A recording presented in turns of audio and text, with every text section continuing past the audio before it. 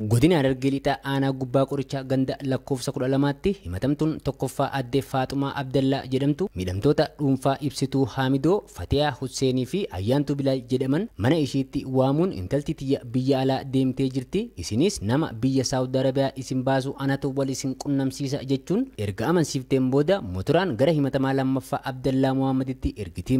Himatamaa lammaffaan Abdallaa Muhammad jedhamu kunis dallaala Adaamaa irraa isin fuudhee Affaariin isin qaxxaamursiisuuf isin kenna jechuun mana isaa bulchee guyyaa itti aanu gara Adaamaatti erguuf daandii irra dhaabbatee konkolaataa eegaa osoo jiru hordoffii taasifameen kan to'atame ta'uu itti gaafatamaan kutaa olaanaa qorannaa yakkaa Komandar Ittaanaa Turaalataa fi itti gaafatamtuun kutaa olaanaa dhimma daa'immanii fi dubartii Inspektar Ittaantuu Faayizaa Muhammad ibsaniiru. Ijoollee waggaa 14 hanga waggaa 17 biyya alaa deemtanii maatii keessan irraa jijjiirtan jettee ijaartee sobdee dogongorsiistee kan ofoo kaate himatamaa lammaffaa kanatti kannite jechuudha.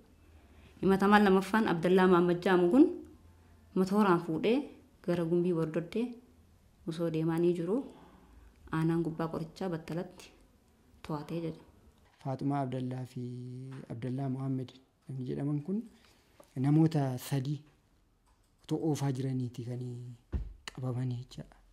Kanaaf dhimmi kunis qoratamee qulqullaa'ee abbaa langaatiin darfamee mana murtiitti dhiyaatee adabbiin argamee jira jechuudha. Himatamtoota kanas abbaa alangaa waliin ta'uun galmee irratti qulqulleessanii mana murtii olaanaa godina Harargee Lixaatiif erga dhiyeessaniin booda manni murtichaa labsii yakkoota namaan daldaluu fi daangaa ceesisuu ittisuu fi to'achuuf bahe labsii lakkoofsa 1178 muraa 2012 keewwata 8 muraa 2 fi 32 muraa 1 cabsanii waan argamaniif tokkoon isaanii hidhaa cimaa waggaa 9 fi adabbii maallaqaa qarshii 3,000 akka adabaman itti murteesseera. Himatamtoonni kun midhamtoota kana gara Siwiidii geessina jechuun yakkicha irratti raawwatame daa'imman umrii isaanii waggaa 14 hanga waggaa 17 ta'aniif irratti kan raawwatan ta'uu fi kunis amaluma yakkichaa waan ta'eef kaayyoo seera yakkaa fi adabbii sirreeffamtoota yakkaa barsiisuu fi hawaasni biraas yakka wal fakkaataa akka hin raawwanne akeekkachiisuuf ta'u xiyyeeffannoo keessa galchuudhaan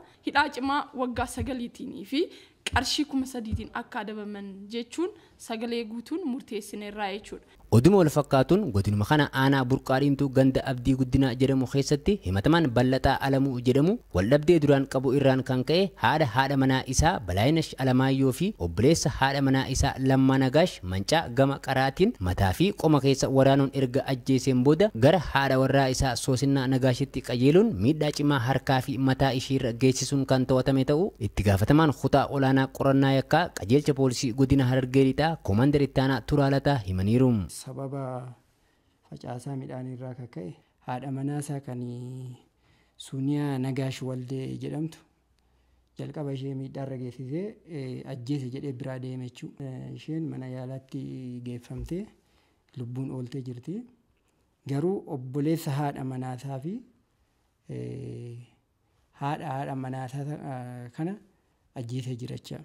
Buuruma kanaan poolisii fi abbaan alangaa ragaa namaa fi mana yaalaa qindeessuun mana murtii olaanaa godina Harargee Lixaatiif dhiyeessum. Himatamaan kunis aarii irraan kan ka'e gocha kana raawwachuu isaatti gaabbuu fi amanuu isaa kan ibse yommuu ta'u manni murtii olaanaa godina Harargee Lixaa yakka ajjechaa lubbuu namoota 2 irratti raawwachuu fi yaalii ajjechaa cimaa nama 3ffaa irratti raawwateef hidhaa umrii guutuun adabeeram.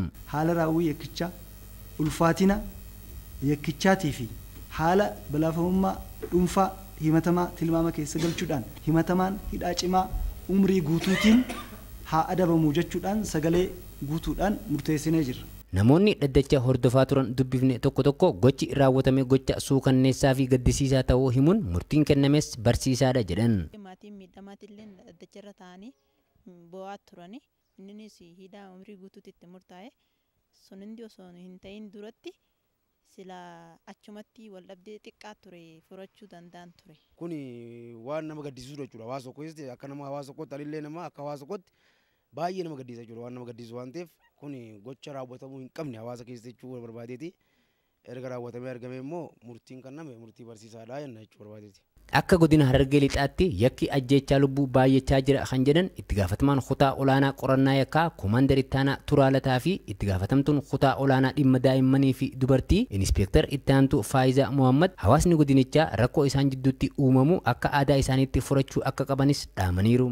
Abbootii amantaa afooshaa keessatti jaarsolee biyyaa dubartoota fi dargaggoota keessatti nama fudhatama hawaasa duratti qabu yakki araddaa teenya keessatti ganda keenya keessatti akka raawwatamne qaama poolisiitii hojii ta'ee eeruu akka kan akka ijaaran gadi bu'amee ijaarsarra jira jechuudha. Wanti xiqqoo irratti lubbuun nama baay'ee darbaa jira jecha akka godina kanaatti. Kanaaf ani uummata keenya ammallee uummanni Harargee safuu qaba, aadaa qaba, abbaa gadaa qaba. Yoo kanaa achi immoo dhimmi isaanii dhimma rakkisaa yoo ta'e dhufanii nutti himachuutu isaanirra jira jechaadha. Nutis dhimmicha ilaallee himannaa qofaa otoo hin ta'in dhimmoota xixiqqoo hawaasa keessaa kan walitti finnee hubannoo kenninee akka isaan waliin jiraatan taasisuu keessatti gahee olaanaa taphachuu hin dandeenya.